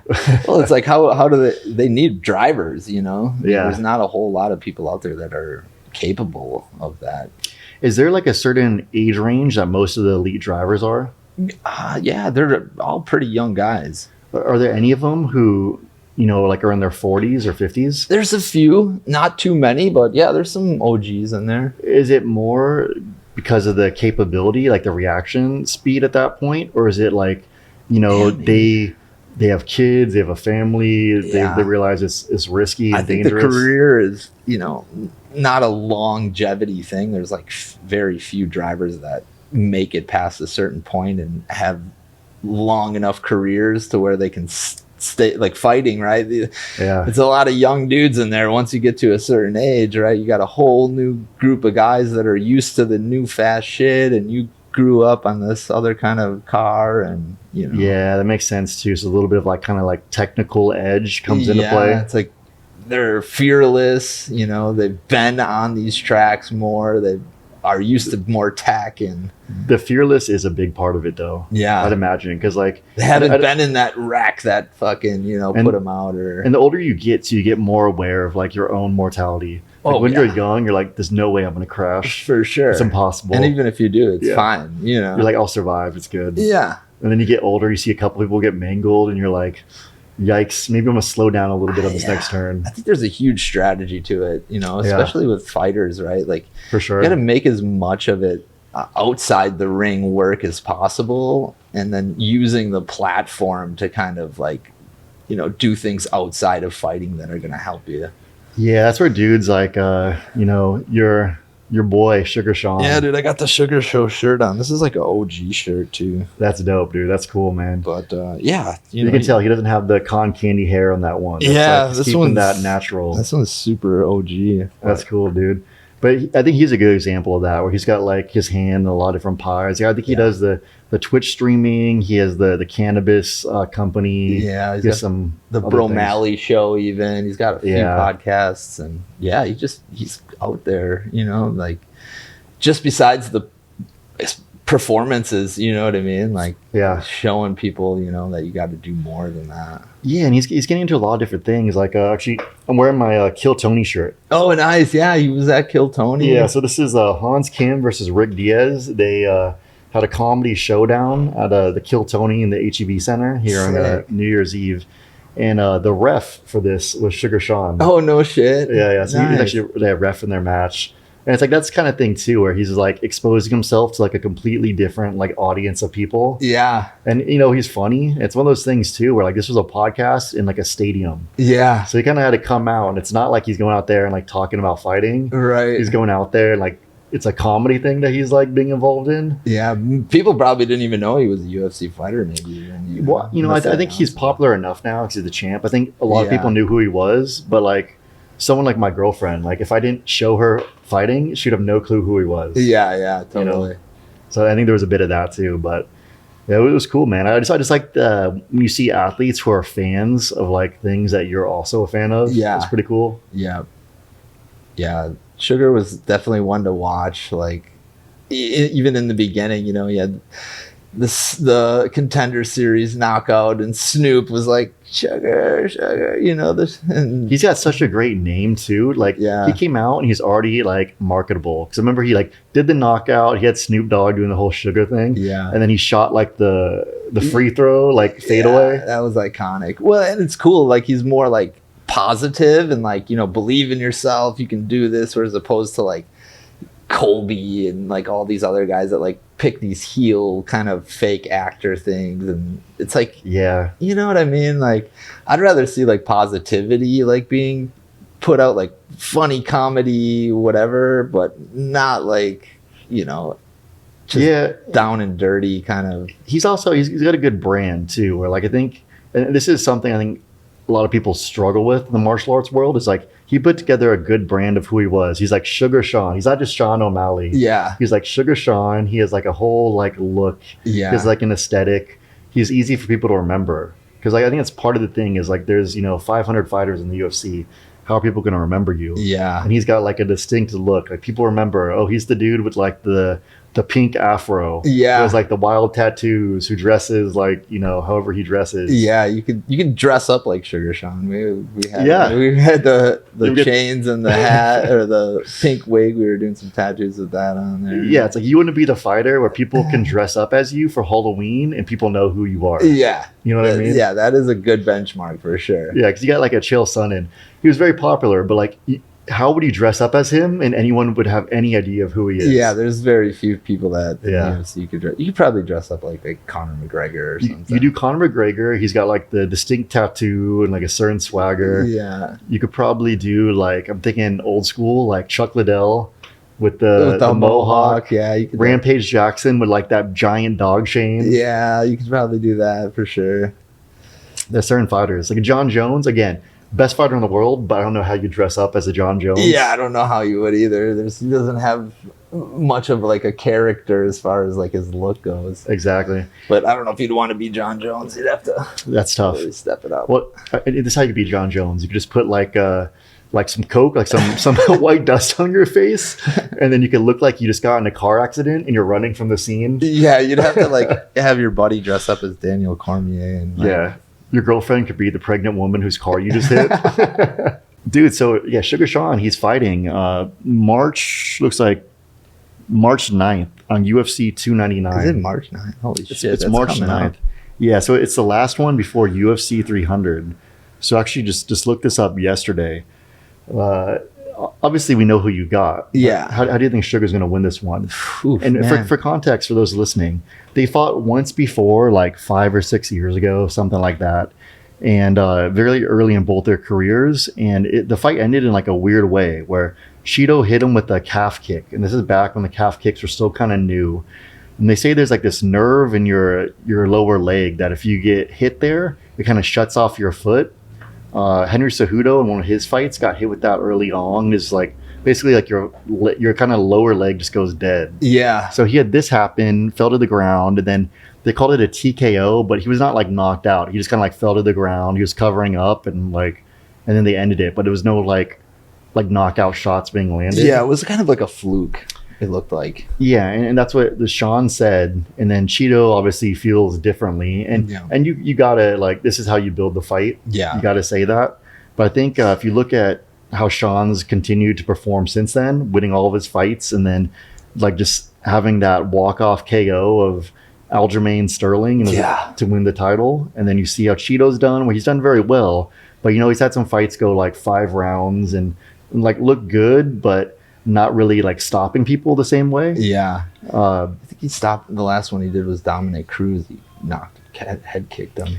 Oh yeah, because Dominic Cruz doing the head thing. Yeah. And Cheeto started throwing more kicks. Yeah. But to be fair, that was also like an older Dominic Cruz. That was not like a peak Dominic Cruz. Right. I don't know. I think he's good. I love watching him. I love his personality. I think he's a badass motherfucker. But at the same time, like Sean picked this fight. You know what I mean? So it's like Cheeto didn't like battle his way to the number 1 contender and then fight that. So you might be kind of getting him on tilt a little bit. Yeah, I think it's going to be a good one. But I think it just comes down to like you have two fighting dogs. Like they both want to win. They both want to be the champ. And if there's one dude out there who can say that he beat you, but you don't feel like he really beat you, you want to get that back because you want to show people like, oh, this guy talking all this shit. Like, I believe it's a fluke, and I want to show people it, and I want to like finish this dude and have there be like no one who can question me. Yeah. So like I get where Sugar's coming from, and then Cheeto, he's now in this situation of okay, like he believes he's the best in the world. He's beat this guy before. Yeah. He's looked pretty good. He probably feels like his skills are more well-rounded and better than they've ever been.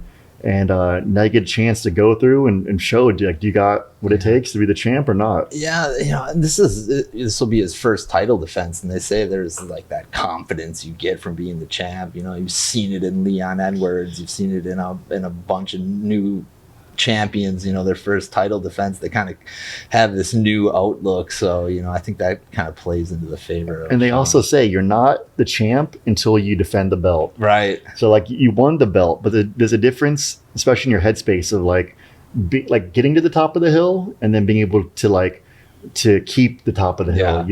Because now you're gonna have all the young lions every match.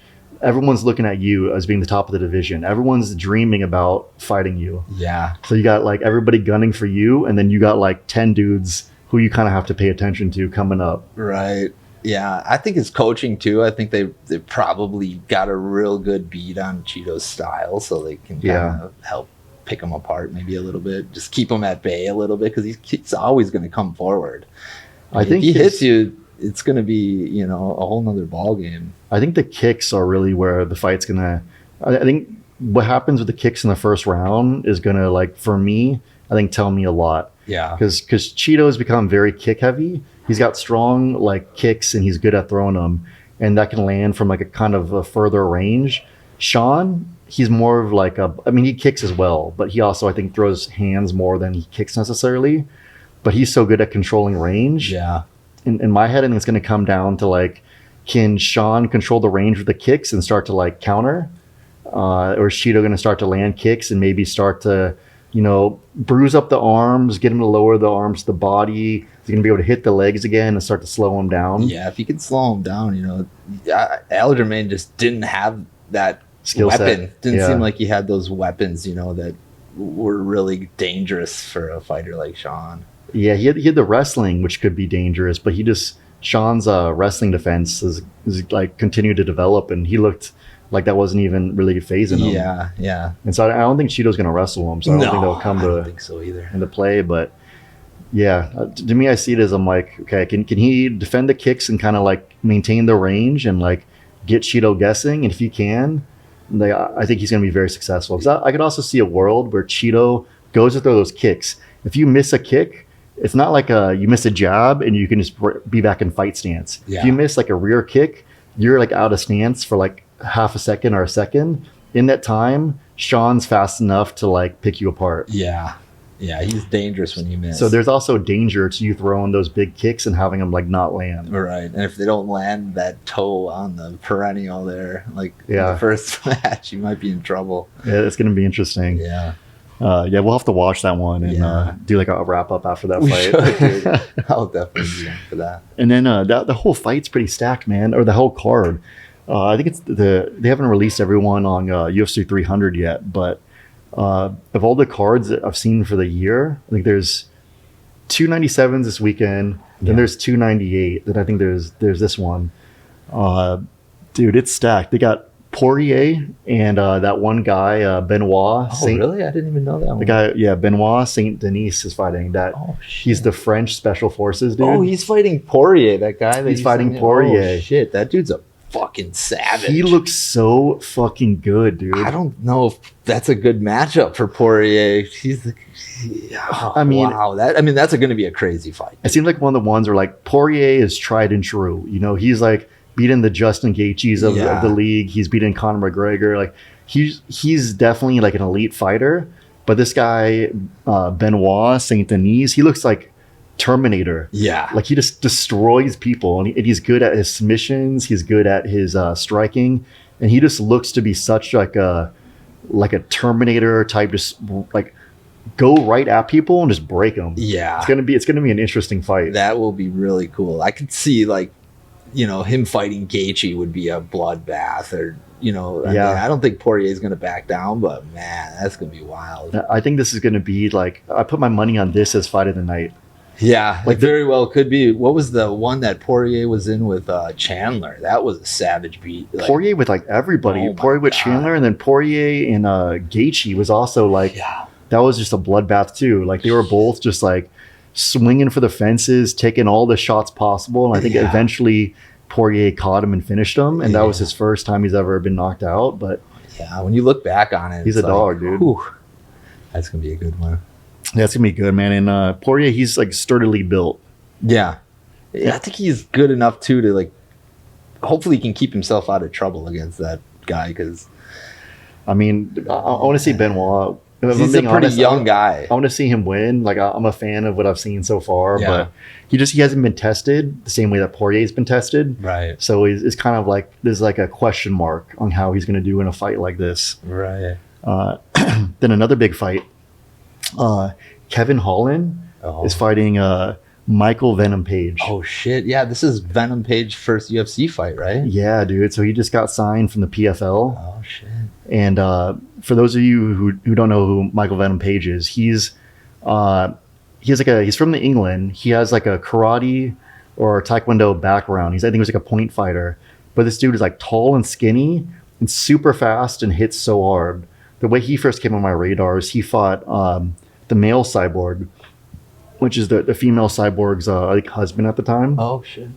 And that guy, he's lighting the dude up on the feet, and he's like one of these guys who like you can't touch him. He just like can close distance so fast and stay elusive. He's like hard to kind of pin down, and he went in for like a takedown, and MVP hit him with the jump knee, and did just like knock him out. Like he fractured his skull. Oh my god! He kneed him like straight in the face and like fractured like the orbital. Jesus. And then he's had all these other like fights where like he's going against people and just like they can't touch him, and he just is like icing them. What do you think the pressure is, like the difference in like the magnitude of the crowd at UFC 298 or what, right? Yeah. You know what I mean? Yeah. Like just the It's gonna crowd, be big. the energy. I think there's probably a big difference between UFC and PFL in that terms. Yeah, and I agree. I think it's probably going to be a tough first fight in the UFC because you're going to be on a massive card. Yeah. And you're going to be on the main card too. So like there's going to be a lot of eyes on you, and this is your first fight. And you know, he's had other big fights. He fought, I think in bare knuckle, he fought Mike Perry. Yeah, really? Yeah. Oh shit. So yeah. like he's had other fights, but like you're right. This is a different. it's a bigger like stage than you've ever been on, and then on this big stage you're also on like a big card. Yeah, you're jumping right into the massive pay-per-view, and yeah, it's gonna be good. And then Kevin Holland's also the kind of dude where like Kevin's tough, and like he likes to Michael Venom Page normally seems like the guy where he likes to get in people's head, yeah, like move around, you can't hit me, and we talk shit. And then you got like Kevin Holland, who like I think his name is Big Mouth. Big Mouth. So, it's literally nonstop shit talking. Yeah, and like he probably will like that. Yeah, he's gonna be a whole lot more comfortable in that scenario. I think his background too. He was originally like a kung fu dude. Yeah, so I think he's used to these more like traditional style of like martial arts as well. Yeah, and they both got a pretty similar body type. Oh yeah, they're both like kind of tall. I think Kevin Holland's like 6'3". Venom Page is probably similar. Yeah, I know Holland jumps around weight. What are they fighting at? They're fighting at 170. Okay. I think Holland realized he's a little small for the wrestlers of 185. Yeah. So I think 170 is like a good weight class for someone with his build. Walks around at 185, maybe a little. I'd imagine, maybe like 190. Yeah. Doesn't have the crazy cut. He's tall, but he's a lean dude. Yeah. Yeah. So that's gonna be a big fight. Who do you think wins that if you had to put money on it? I don't know. I like Kevin Holland. Yeah. I really. He's more tried and true. Yeah. Yeah. Yeah. I think he'll handle the pressure better. I pick Holland on that one. Yeah. And then this other fight. I'm not sure if you're familiar with this fighter. His name's Jilton Almeida. Okay. Yeah, I've watched Almeida. So he's going against Curtis Blades. It's a heavyweight fight. Okay. And this guy Almeida, I first saw him fight. He fought that guy Rosenstruck. Yeah. Beat that guy. And then he had a fight. His last fight was against Derek Lewis. And then beat Derek Lewis in like a 5-round fight where he just like held him down and just like smashed him from top. Yeah. And to see someone do that to Derek Lewis, like nobody's really done that to Derek Lewis. So that was kind of like to me, that was a big statement. I'm a big Derek Lewis fan too. Me too. Awesome. Yeah. H-Town. Yeah. First UFC I went to, we watched Derek Lewis.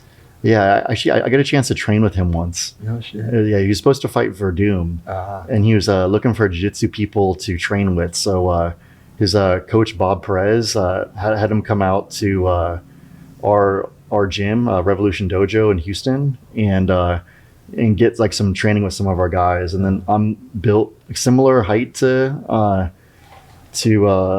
Verdum, and then I'm a little bit lighter, but like, you know, I could do a good job kind of simulating the dude. So I was getting rounds with him, basically just trying to like triangle him and armbar him and let him work out of it. Crazy.